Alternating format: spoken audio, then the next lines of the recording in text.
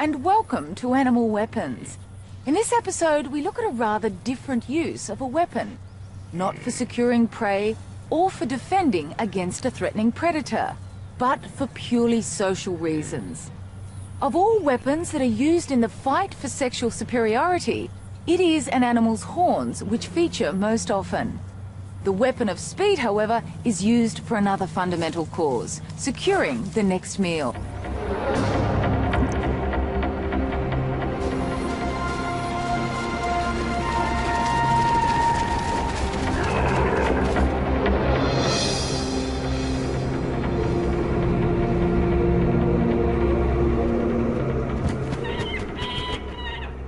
Well, of all creatures that use speed as a weapon, the peregrine falcon is the supreme master. Able to reach speeds of more than 150 kilometers per hour, it is the fastest creature on Earth.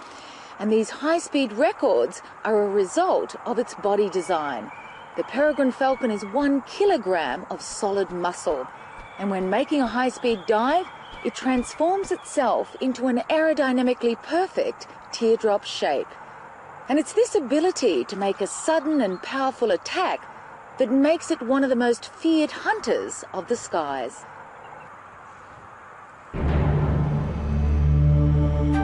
This king of the air displays one of nature's most magnificent designs.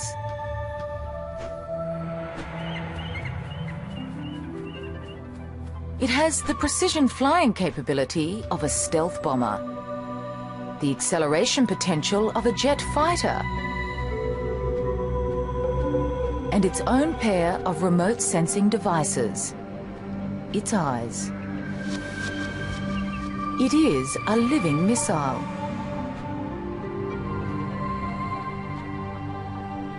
Speed and precision enable a rapid descent on its target, but not without risk.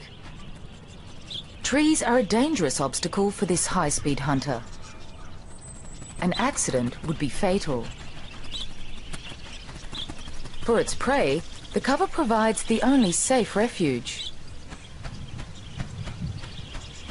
To increase its chances of success, the peregrine hunts in open areas, ideally farmlands where native birds have become outnumbered by introduced species like the pigeon. In fact, pigeons have become its most important prey the world over. Pigeons are not easy pickings. They too are swift on the wing. In level flight, a pigeon can outrace a peregrine. But the peregrine's competitive advantage is the use of gravity. Making a vertical ascent is energy consuming, but the peregrine has stamina as well as strength. It's from up here, a mile in the sky, that the peregrine's weapon is able to reach its full potential. With a meal in its sight, the peregrine transforms from a surveillance glider into a plummeting missile.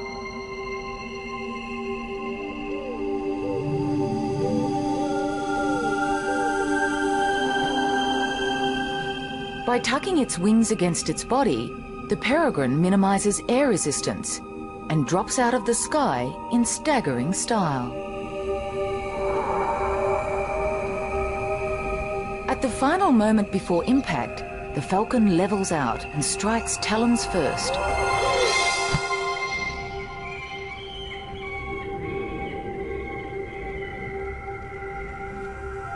So great is the impact that the peregrine too would be injured were it not for the extraordinary accuracy of its strike.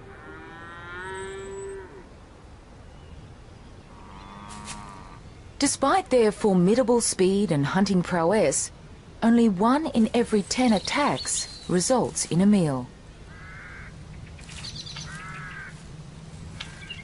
It's an energy equation that every fast-moving creature must contend with, in whichever environment they live. Like all animals, predators that use speed as a weapon have a less than impeccable success rate. So, to increase your chances of success, you have to combine speed with other weapons of attack.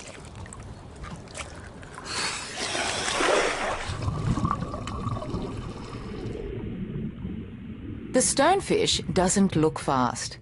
It is one of the least streamlined of all fish. In fact, it rarely swims at all. A sleek body has been substituted by one corrugated and encrusted with algae. Disguised as a rock in the rubble of the ocean floor, it uses camouflage as its preliminary weapon. When suitable prey is within striking distance, it puts its conserved energy into one startling burst of speed.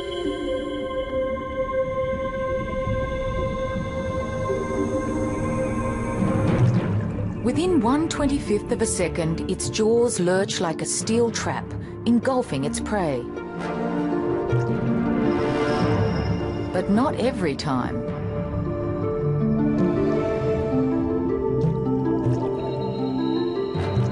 While not every strike is on target, the energy lost is less than that expended in a high-speed chase.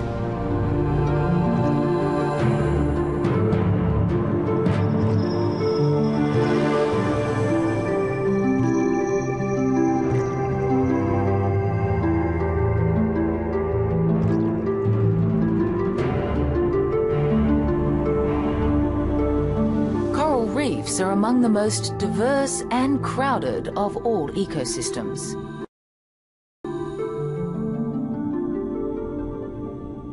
It's here that you find an extraordinary array of weapons, each designed to compete successfully for a common food source and for highly sought-after available space. These coral reef shallows on the Great Barrier Reef are home to a killer that strikes with remarkable speed. Distantly related to the prawns and crabs, there are more than 400 species found the world over.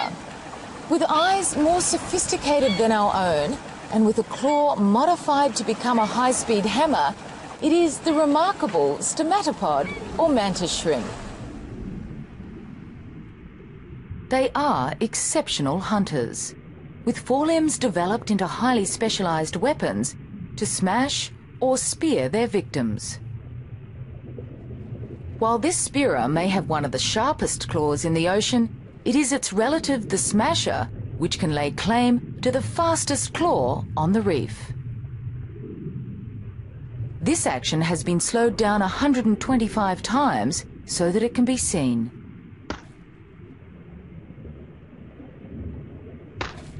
The smasher's claws function as high-speed hammers, cracking tough crab shells, opening up a food source that would otherwise be inaccessible. They live in natural crevices within the coral, from where they can see all. Each eye contains up to 10,000 separate lenses and perceives 3 images. Together, they see the world from 6 different perspectives, allowing them to pinpoint a moving target with military precision. But without a cavity, a stomatopod has little chance of survival. And so owners fiercely defend their hideouts against intruders. Despite this fierce competition, they modify their deadly blows to be merely deterrents and not fatal to their own kind. However, for securing prey, the stomatopod's weapon is used to its full potential.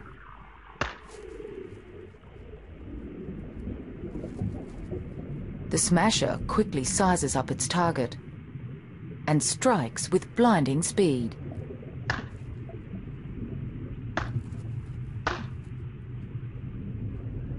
In less than 8 milliseconds, with a velocity of more than 1,000 centimeters per second, this creature's weapon packs a punch close to that of a small caliber bullet, making it one of the fastest movements known in the animal kingdom.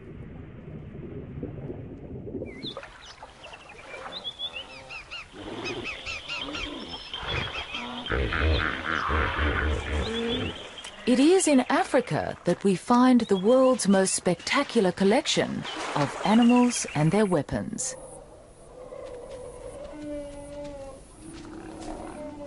The grandest, the tallest, And in the case of the cheetah, the fastest on land. Everything about the cheetah is designed for the high-speed chase. Its lean and supple body and its enlarged nostrils for extra air intake. And its claws, unlike all the other cats, are non-retractable and act like a sprinter's spikes when it's at high speed. It also has an additional pad on its upper forelimb, and this is used to knock the prey off balance when it's on the chase. And it's these and a host of other features that enable the cheetah to lay claim to the fastest animal on land.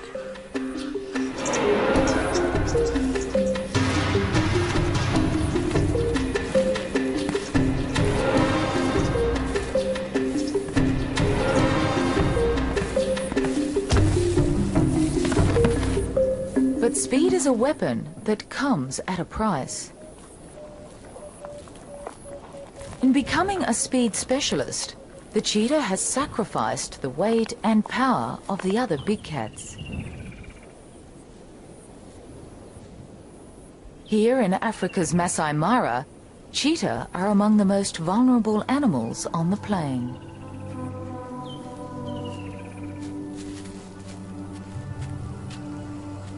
Cheetah are the lightweights of their league. They are only 1/3 the weight of a lion and easily overwhelmed by these super predators.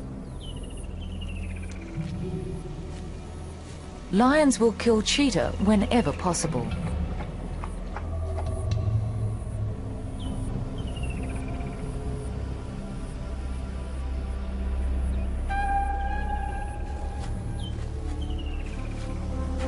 With speed as their only weapon of attack and defense, they almost always flee when threatened.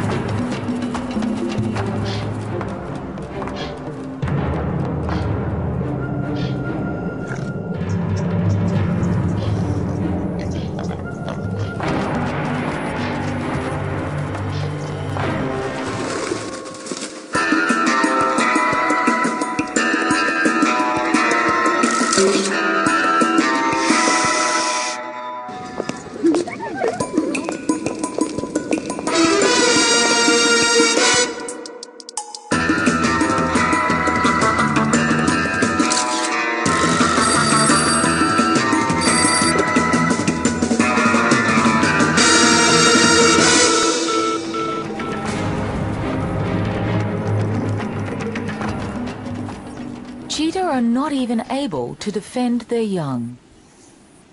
This mother has concealed her cubs in a lair. But even there, they're not safe from the birds of prey. Despite these dangers, she needs to hunt. But hunting too is fraught with difficulty. At top speed, a cheetah's body temperature soars to 41 degrees Celsius. To sustain this temperature for over a minute or two would be fatal. Its valuable weapon has to be reserved for a short burst, and where there is a high chance of success. Here in the open savanna, her main prey is the Thompson's gazelle, the swiftest of all antelope. They are plentiful, but also wary.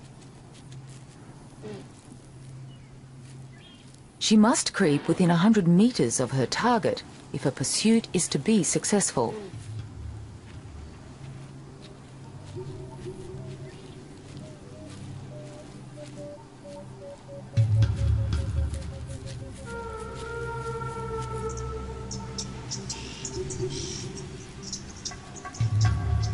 It may take hours.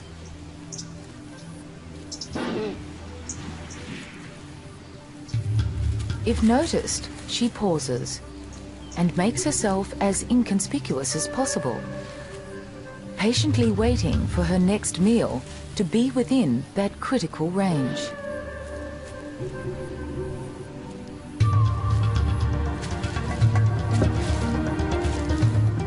Within 3 seconds, a cheetah can reach a staggering 72 kilometers per hour.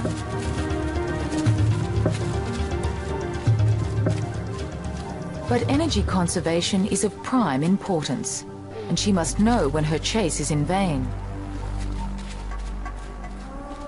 Less than half a cheetah's pursuits end in a kill. Her hunting time is limited, for with the fading daylight, lions will be on the prowl. Unsuccessful, she heads back to her cubs. But a dry season grass fire is an ominous obstacle. Insects flush from the flames don't interest her, but provide a banquet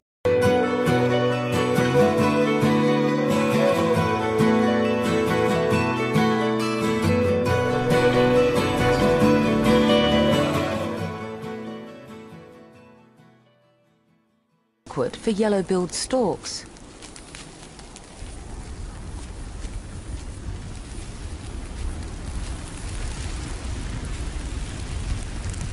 While the inferno complements the weapons of some, for her, it spells defeat.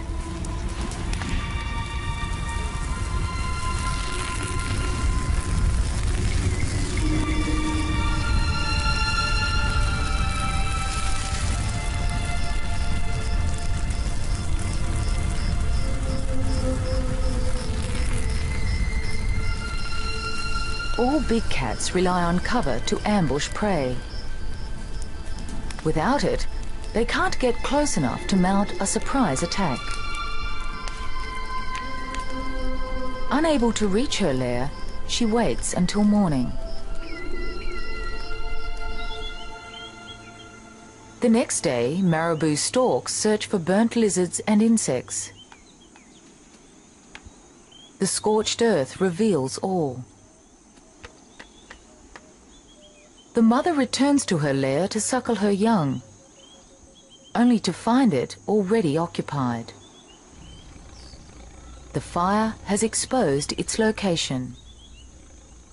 She waits instinctively, hoping to find her cubs. But the limitations of her weapon have also been exposed. Without a weapon to defend suckling cubs, cheetahs lose most of them to predators, especially lion. Her instinct to reunite with her litter overrides her own sense of safety.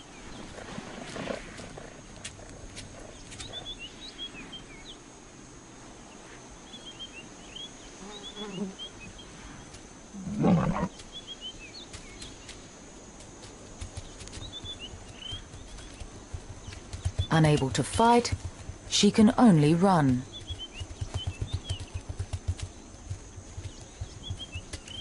Only speed saves her life. The lioness knows she will lose the race, for she can only attain half the speed of a cheetah.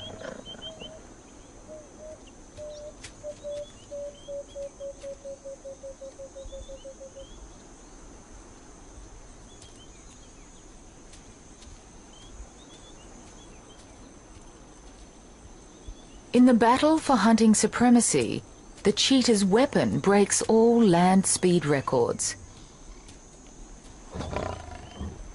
Yet it has made her cubs the ultimate victims of those whose weapons are not faster, but more powerful.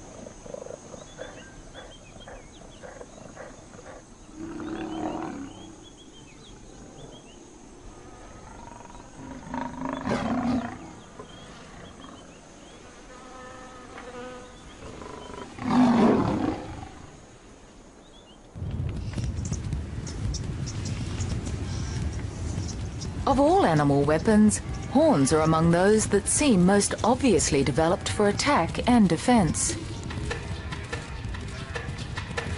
Nowhere else on Earth parades such a battalion of horns as the East African savanna.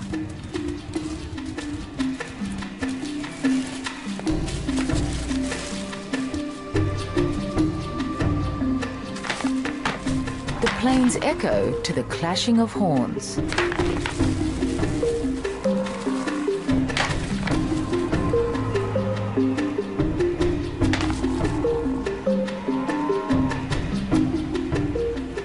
horns are permanent fixtures with a bony core and a coating of keratin, the same substance that claws, hair and hooves are made of.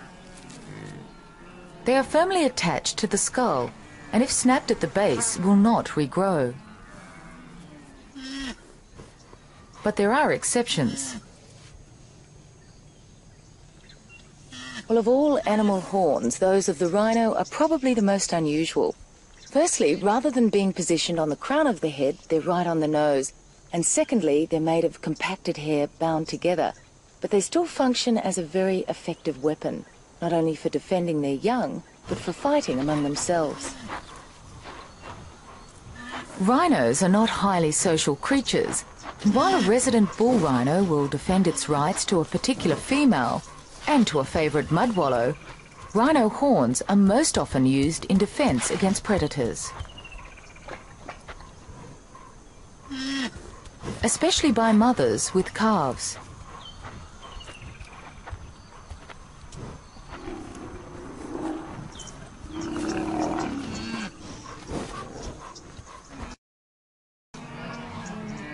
Unlike the rhino, most horned mammals live in the safety of large herds, and surprisingly, the weapons are not used primarily against predators. Their defence is their collective alarm system of many eyes and ears, and the confusing target they present to a stalking lion. Perhaps the only herd animal that poses any real threat to such a predator is the buffalo. The grazing animals of the world have a bewildering array of horns, and perhaps none so epitomizes the Horn of Africa than that of the buffalo. This is a big old male, and in the case of the males, their horns are used not only for defense against lions, but in challenging other males for the right for sexual supremacy. In fact, these battles for territory and for mating rights are the main reason why horns exist at all. Horns are put to use in a fundamental cause.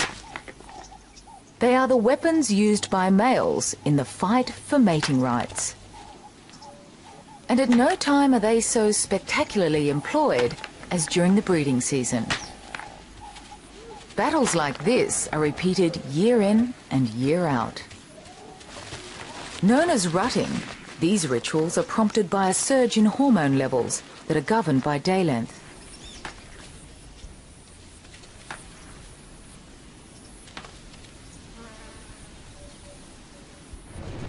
The rutting of the topi is among the most ritualized of all antelope.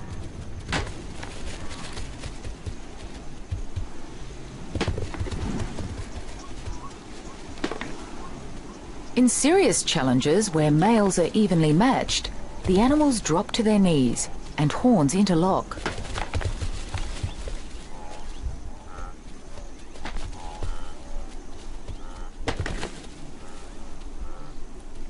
They will wipe their faces on the ground or paw repeatedly to disperse scent from glands both below their eyes and under their feet. The contest ends as suddenly as it began, but will be performed throughout the season until a victor is decided. Topi live in mixed female and male herds, where both sexes bear horns.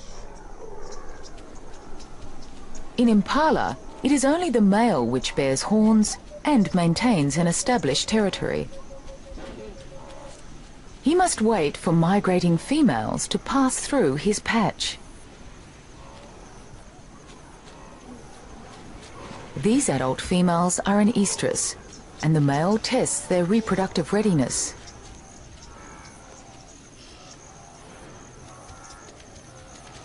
He mates with those that are responsive. He is the dominant male and spends at least 25% of his time rounding up and mating with females.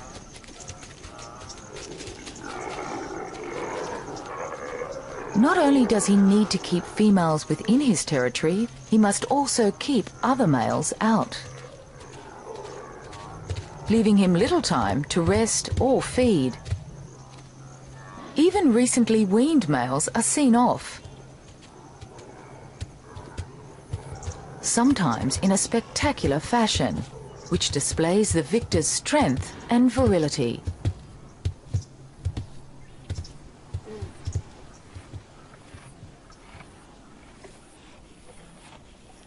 Well, giraffes too have horns, and even though they're the only animal which is actually born with horns, their horns are more for decoration than for attack and defense. Because when it comes to fighting, giraffes really use their heads. While the horns of the giraffe are reduced and not a prominent weapon, their long muscular necks are an effective substitute.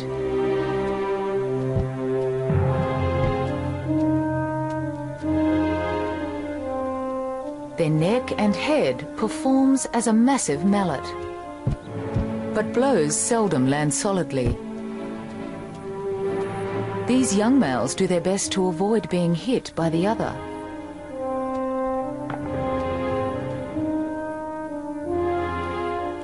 The force of a solid blow is staggering. Yet this gracefully ritualized display of aggression rarely results in serious injury. The heavier the skull and the wider the arc of the swing, the harder a giraffe can hit.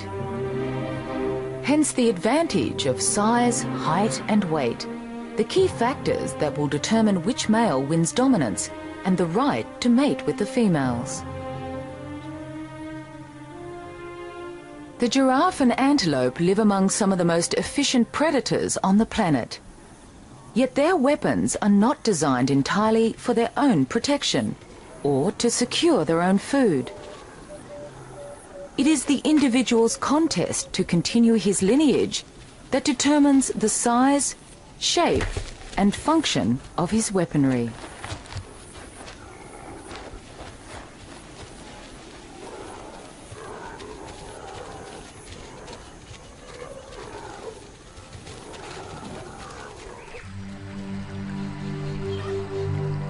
Rainforests are among the most diverse of all the world's ecosystems.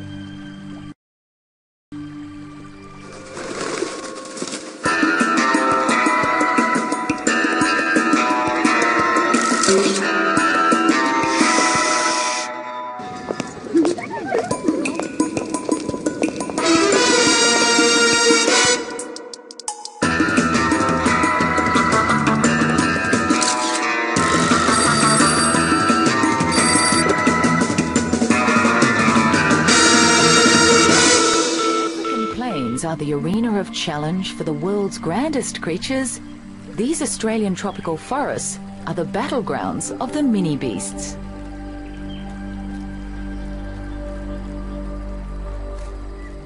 Here in the lush undergrowth, bizarre creatures engage in power struggles.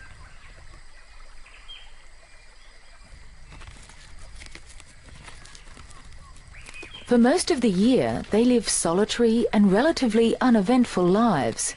But this is the mating season, a time to challenge and conquer.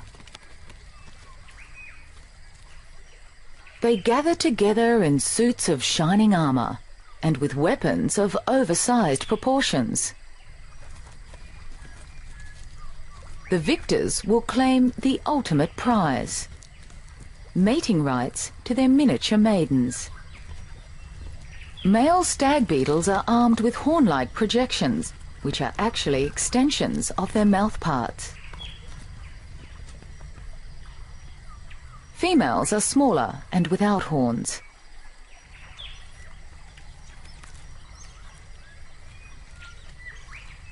The presiding male has raised his antlers as a show of strength to the invading male.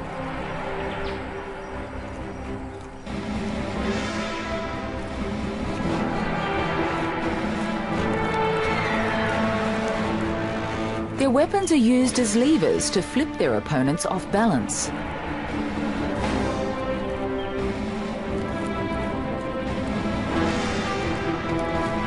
Those toppled to the ground are out of the contest, but will live to fight another season.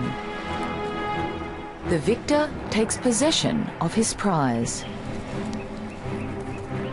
Others, like the rhino beetle, have only one season to prove themselves.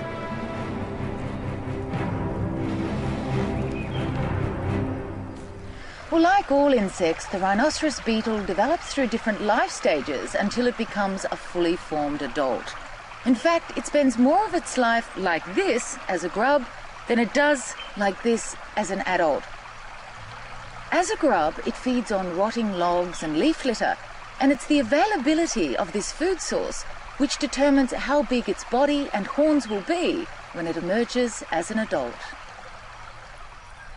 When food is plentiful, their larval development is extended, resulting in larger horn and body size. Victory will be governed by their fortunes as a grub.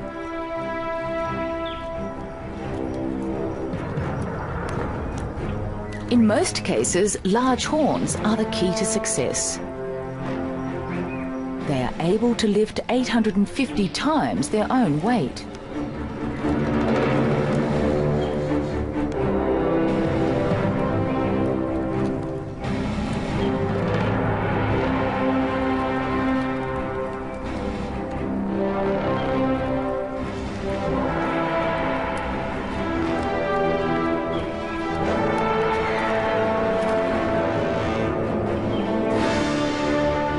But even in triumph, the victor must contend with his persistent competitors.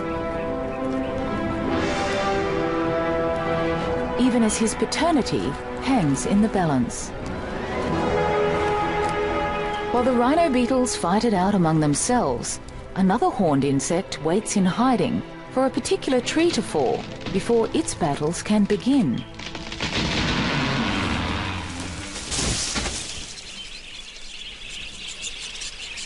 A white mahogany tree falls and begins its process of decay. It exudes an odor that acts like a magnet for a rare and elusive little insect. For the antlered fly, it signals a potential egg-laying site for the female of their species. Rarely seen, antlered flies are a highly unusual group of insects. Distinct from other flies, the males bear greatly oversized antlers. They are actually extensions of their exoskeleton. Males come from all over the forest to make a claim on a suitable egg-laying site. They don't engage in brutal battles. Their power struggles involve subtle body and wing gestures, as well as some pushing and shoving.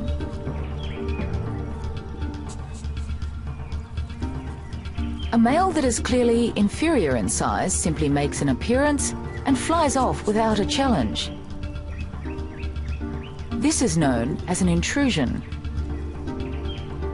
More evenly matched males linger, flick their wings and sway their bodies.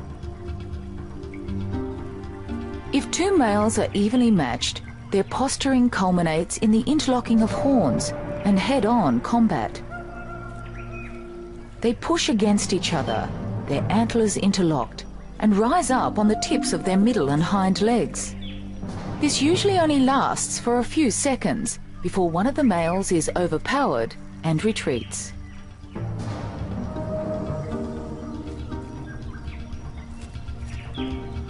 They may engage in a few of these battles before a winner is decided.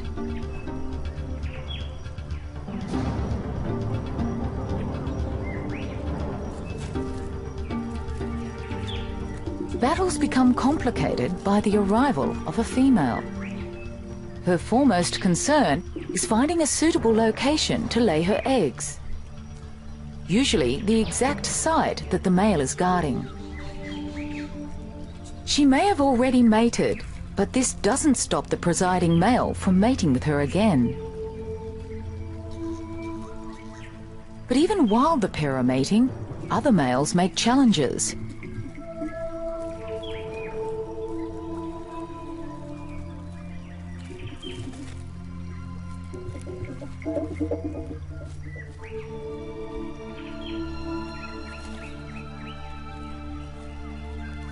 Even after they've mated, the male stays astride the female, ensuring no other males have access.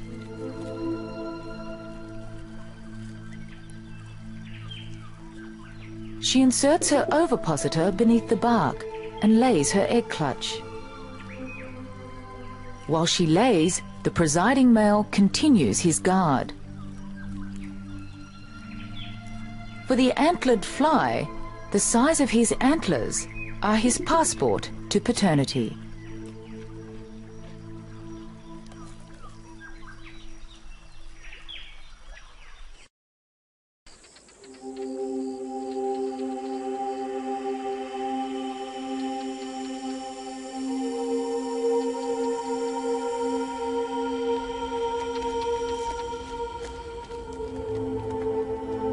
This is the eastern escarpment of Israel's Judean desert, the lowest point on land.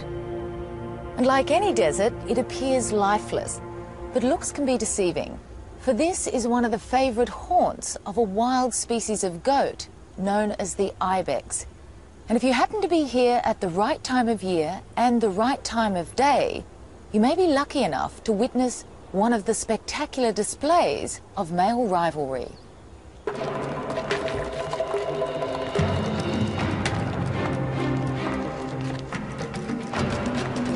These battles are among the most vigorous of any horned mammal.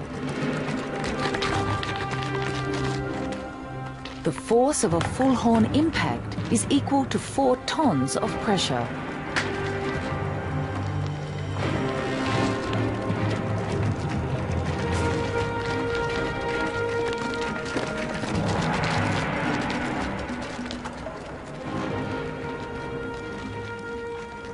These old males are over 6 years of age and have the largest horns of the herd. Facing backwards, their horns are clearly not used against predators. Their defense is their extraordinary agility. When threatened, they can escape into rugged and inaccessible terrain. Their sponge-like hooves are able to grip rocks, where a single slip could mean death or severe injury.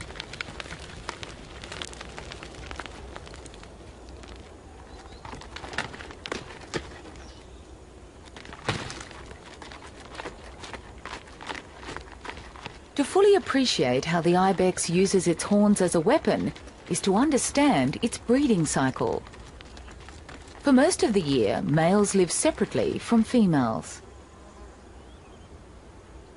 Towards the end of autumn, the herds merge in preparation for mating. A well-defined hierarchy exists within the male group. Those who dominate are large-bodied and boast large horns. They're weapons in the violent battles that precede mating. For ibex, large horns and exclusive mating rights can only be attained with old age. But this doesn't deter the younger males from trying to win over females.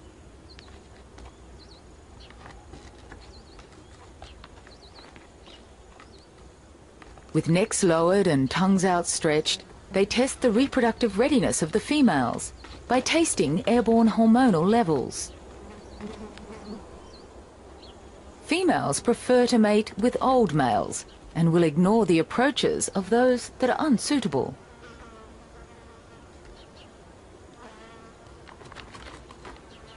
But the young males continue regardless.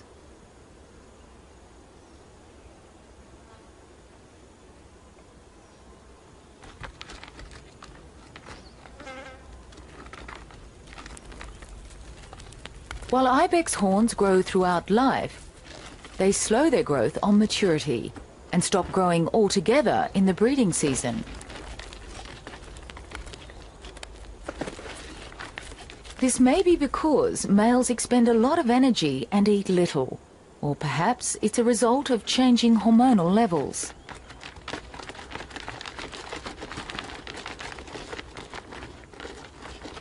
These females may have already mated and show increasingly less interest.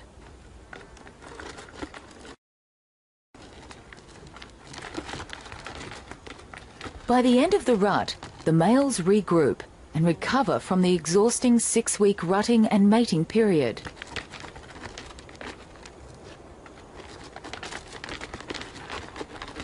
Yet throughout their lives, males continue to jostle. They will often gather together in a huddle to size up their opponent's horn size.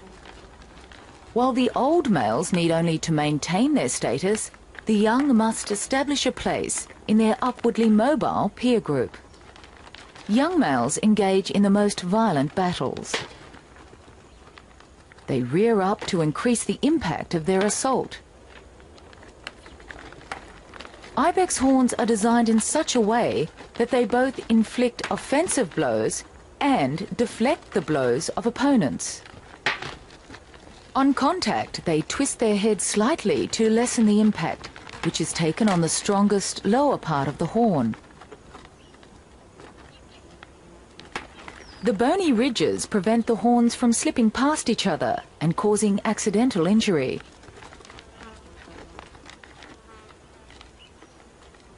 Some battles do result in broken horns and wounds, but the greatest damage is that caused to the male's social status, denial of the right to mate with females. While old males engage in fighting more often, it is more ritualized and less energetic. They have the advantage of experience and use their weapons sparingly. Ironically, once old males reach their sexual zenith, they become the most vulnerable. Their heavy bodies and greatly oversized horns reduce their agility. This not only increases their chances of serious injury on the slopes, but also makes them prime targets for predators. They're forced to move with less speed and greater caution. While the success of their weapon now jeopardizes their own survival, they have ensured the proliferation of their own offspring. A dominant male's reign may only last a few seasons before one of his subordinates succeeds in taking the top position.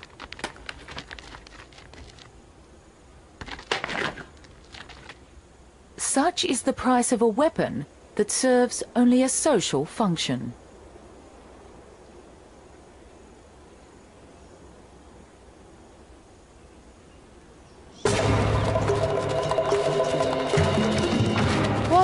Speed is used primarily for securing prey. Horns play a completely different role in an animal's life, but one that is equally important. They are the weapons used between males to joust and butt, clash and posture. While the fights are sometimes violent, they are ritualized and more about mating than maiming. They are a form of contact body language that determines who mates with who. The larger horned victors pass on their genes at the expense of males less well endowed. It is this genetic selection that ensures that horns continue to be used as vital weapons in social battles by creatures large and small from all over the planet. Well, that's all for this episode of Animal Weapons. Goodbye for now.